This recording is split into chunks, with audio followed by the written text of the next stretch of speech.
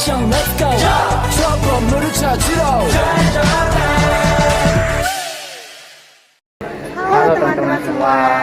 Perkenalkan, kami dari kelompok 12 akan menjelaskan materi tentang sistem pemerintahan yang ada di Indonesia. Sebelumnya perkenalkan dulu, nama aku Fadila Arsyade. Nama saya Kansa Kairunisa. Nama saya Pancem Fakih.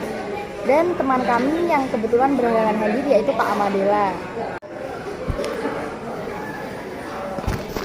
Oke, selanjutnya materi pertama yang akan disampaikan oleh Kak Amadela mengenai pengertian sistem pemerintahan di Indonesia. Sebelum membahas lebih lanjut mengenai apa itu sistem pemerintahan, marilah kita berangkat dari pengertiannya terlebih dahulu.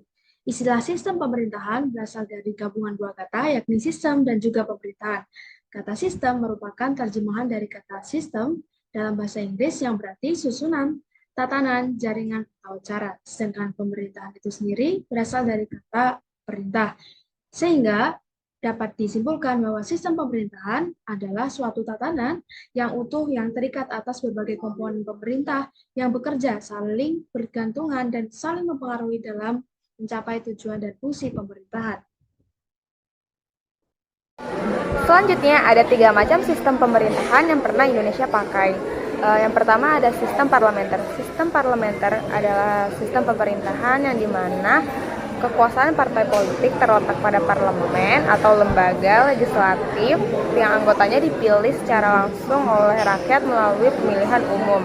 Lalu terdapat 6 ciri-ciri dari sistem parlementer. Yang pertama, jabatan presiden hanya sebagai kepala negara dan kepala pemerintahannya adalah Perdana Menteri. Lalu yang kedua, yang memiliki hak prerogatif adalah Perdana Menteri. Yang ketiga, lembaga eksekutif memiliki tanggung jawab terhadap lembaga legislatif. Yang keempat, anggota menteri memiliki tanggung jawab terhadap lembaga legislatif. Yang kelima, lembaga legislatif memiliki wewenang untuk menurunkan lembaga eksekutif. Dan yang terakhir, lembaga eksekutif dipilih oleh lembaga legislatif.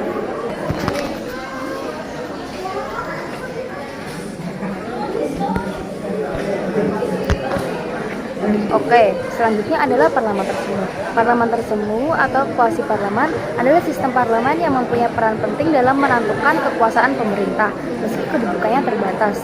Sistem pemerintahan kuasi parlementer pernah diterapkan di Indonesia pada masa Konstitusi Republik Indonesia Serikat atau RIS. Dan parlementer semu memiliki ciri-ciri sebagai berikut.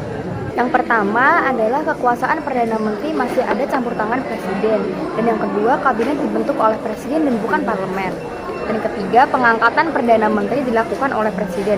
Dan yang terakhir, parlemen tidak memiliki hubungan kerja khusus dengan pemerintah sehingga pengaruh DPR terhadap pemerintah terbatas.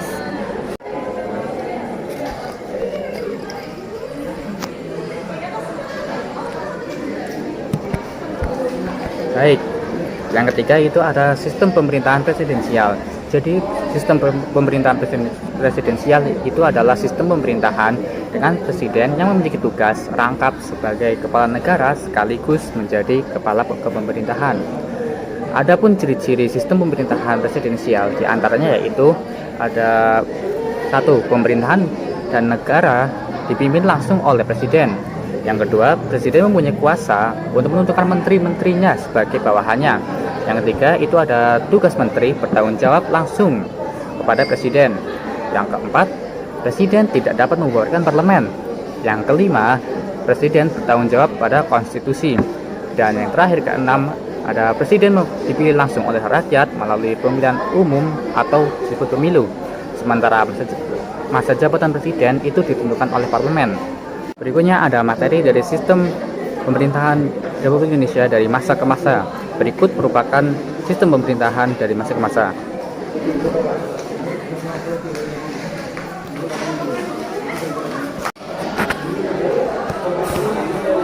Oke, di sini saya akan menjelaskan sistem pemerintahan Indonesia setelah pasca kemerdekaan dari tahun 1945 sampai 1949. Setelah mendeklarasikan kemerdekaan, Indonesia resmi menganut sistem pemerintahan presidensial karena kondisi negara belum stabil.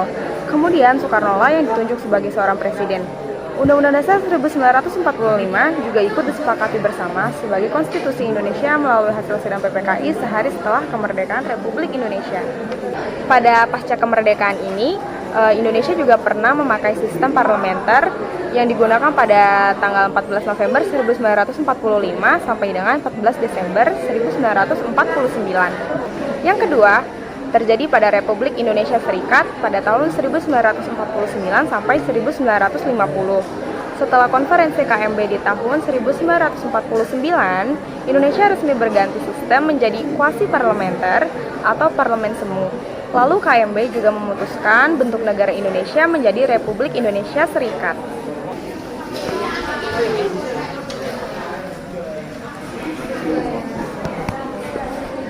Oke, selanjutnya adalah Pastaris. Setelah masa Ris berakhir, bentuk negara Indonesia kembali menjadi bentuk republik. Konstitusi saat itu menggunakan UUD 1950 atau Undang-Undang Dasar Sementara. Penerapannya hanya sampai ke dekret presiden rilis pada tanggal 5 Juli 1959. Keputusan dekret presiden menetapkan konstitusi kembali ke UUD 1945 dan mulai membentuk MPRS dan DPAS. Dilanjut dengan sistem pemerintahan Indonesia pada era Orde Lama. Memasuki era Orde Lama, sistem pemerintahan Indonesia kembali berganti dari parlementer menjadi presidensial. Sesuai dekret presiden 1959, maka diberlakukan lagi UUD 1945. Sebab konstitusi tersebut dinilai mampu menjaga kesatuan dan persatuan bangsa Indonesia.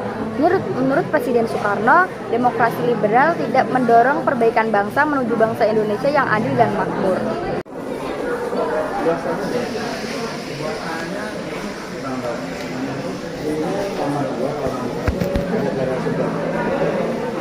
Oke, selanjutnya Ini natural. dilanjut pada pemerintahan Orde Baru pada tahun 1966 sampai pada tahun 1998. Indonesia menganut sistem pemerintahan presidensial. Setelah Presiden Soekarno mundur dari periode Orde Lama, kedudukan pemerintahan kepala negara berganti pada Presiden Soeharto untuk memimpin Orde Baru. Orde Baru lahir ketika Indonesia mengalami krisis ekonomi dan politik, sehingga permasalahan ekonomi di Orde Lama dijadikan isu politik pada Orde Baru yang berujung demo. Gelombang demo ini menunjukkan ketidakpuasan rakyat pada pemerintahan sebelumnya, bahkan dianggap menyimpang dari Undang-Undang Dasar 1945. Lalu lanjut pada pemerintahan reformasi pada tahun 1998 sampai sekarang dengan menganut sistem pemerintahan presidensial. Pada masa Orde Baru runtuh dengan mundurnya Presiden Soeharto, lalu muncul era reformasi yang dipimpin oleh Presiden B.J. Habibie. Pada era reformasi ini, Undang-Undang Dasar 1945 diamandemen sebanyak 4 kali, dan sekarang ini yang digunakan adalah hasil amandemen sejak 2002. Sejak saat itu, peraturan pemilihan presiden dilakukan setiap 5 tahun sekali, dan pemilu pertama diselenggarakan pada tahun 2004. Oke guys, selesai sudah materi yang telah kami sampaikan tentang sistem pemerintahan Indonesia. Jika ada kesalahan kata, mohon dimaafkan. Sekian, terima kasih, dan bye-bye.